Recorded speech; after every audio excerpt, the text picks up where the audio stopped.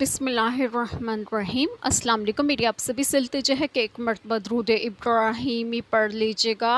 بسم اللہ الرحمن الرحیم۔ اللہم صلی علی محمد وعلی آل محمد کما صلیت علی ابراہیم وعلی آل ابراہیم انک حمید مجید۔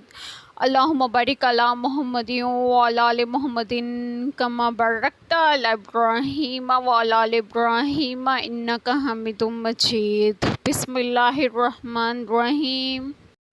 تو ہم نے اسے اور اس کے گھر والوں کو نجات دی مگر اس کی عورت وہ رہ جانے والوں میں ہوئی۔ بسم اللہ الرحمن الرحیم۔ آج جو بات میں آپ لوگوں سے ڈسکس کروں گی وہ یہ ہے کہ اس آیت کریمہ میں ہے کہ تو ہم نے اسے یعنی حضرت لوط علیہ السلام اور اس کے گھر والوں کو نجات دی مگر اس کی عورت وہ رہ جانے والوں میں ہوئی۔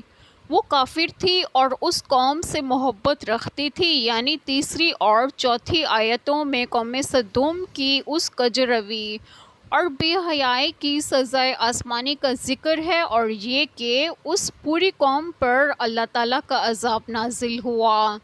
صرف حضرت لوط علیہ السلام اور ان کے چند ساتھی عذاب سے محفوظ رہے۔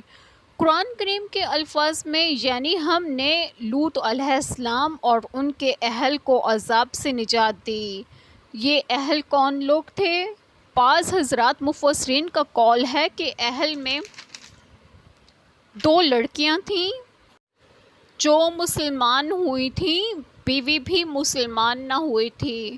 قرآن مجید کی ایک دوسری آیت میں مذکور ہے کہ ان تمام بستیوں میں ایک گھر کے سوا کوئی مسلمان نہ تھا۔ اس سے بظاہر یہی معلوم ہوتا ہے کہ حضرت لوط علیہ السلام کے صرف گھر کے آدمی مسلمان تھے جن کو عذاب سے نجات ملی، ان میں بھی بیوی داخل نہ تھی۔ اور بعض مفسرین نے فرمایا کہ اہل سے مراد عام ہے اپنے گھر والے اور دوسرے متعلقین جو مسلمان ہو چکے تھے۔ خلاصہ یہ ہے کہ گنے چنے چند مسلمان تھے جن کو اللہ تعالیٰ نے عذاب سے بچانے کے لیے حضرت لوط علیہ السلام کو حکم دے دیا کہ بیوی کے سوا دوسرے اہل و متعلقین کو لے کر آخر رات میں اس بستی سے نکل جائیں اور پیچھے مڑ کر نہ دیکھیں، کیونکہ جس وقت آپ علیہ السلام اس بستی سے نکل جائیں گے تو بستی والوں پر فوراً عذاب آ جائے گا۔ حضرت لوط علیہ السلام نے حکم خداوندی کی تعمیل کی،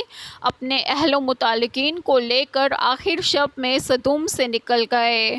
بیوی کے متعلق 2 روایتیں ہیں، ایک یہ کہ وہ ساتھ چلی ہی نہیں، دوسری یہ کہ کچھ دور تک ساتھ چلی مگر حکم خداوندی کے خلاف پیچھے مڑ کر بستی والوں کا حال دیکھنا چاہتی تھی تو اس کو عذاب نے پکڑ لیا۔ قرآن مجید کے مختلف مقامات میں اس واقعے کو مجمل اور مفصل بیان فرمایا گیا ہے۔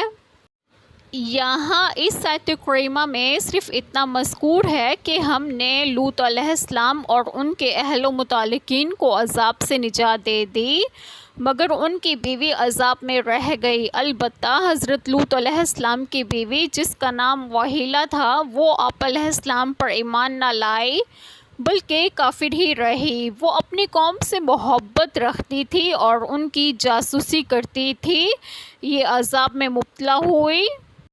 ایک چھوٹی سی دعا جو میں ضرور کروں گی کہ اللہ تعالیٰ ہم سب کے تمام گناہوں کو معاف فرمائے اور ہمیں صراط مستقیم کی راہ پر گامزن کریں، اور آپ سب کی تمام جائز دعائیں قبول فرمائے، اور جو لوگ بے اولاد ہیں انہیں ایک اور صالحین اولاد عطا فرمائے، اور جو لوگ بیمار ہیں انہیں بھی صحت و تندرستگی عطا فرمائے، اور اللہ تعالیٰ غزہ اور فلسطین اور جہاں بھی جو مسلمان آباد ہیں ان سب کو اپنے حفظ و امان میں رکھیں، اور آپ سب کو آپ کے گھروں میں خوش و خرم رکھیں اور صحت و تندرستگی بھی دیں۔ آمین۔ جزاک اللہ خیر۔